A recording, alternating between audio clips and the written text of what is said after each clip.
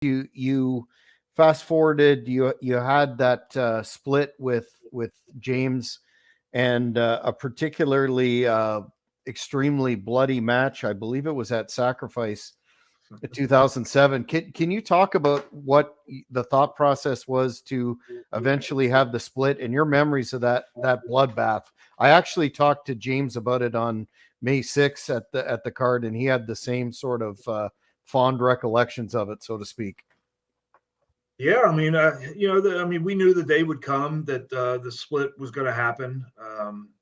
It's always debatable on when that would be, but when it was that's when it was chosen, and um, and you want to give the fans what they want, and what the fans wanted. Again, when we talk about getting them emotionally involved, I mean, for him to hit me in the eye with a beer bottle, months of my vision being impaired, and just the whole story in that, and Storm just being the asshole that he can be, that he really is. He just took that as and really got people's attention, man, and they hated him, and they just really they had the sympathy for me, and they were behind me, and what other way better than give us free reign in something like a Texas death match.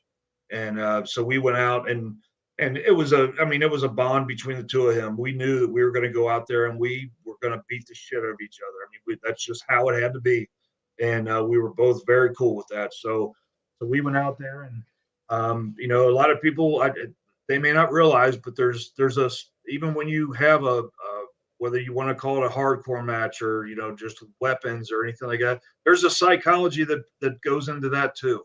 And that's what was important to us. We just didn't want to go out there and just start bashing each other with a bunch of weapons.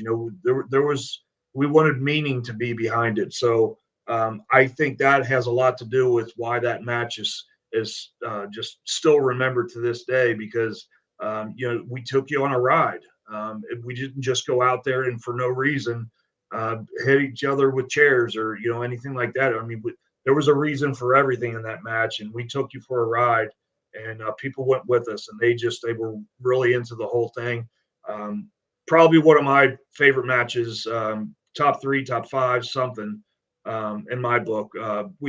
Storm and I always had good chemistry. We obviously had good chemistry as partners, but even before that, I mean, we had been opponents for a long time, and we had just had great chemistry that way as well. So. And then you always have to look at the factor. You're always a little stiffer with your best friends because you can get away with it. And if it's somebody you don't know very well, you want to be professional and and be careful.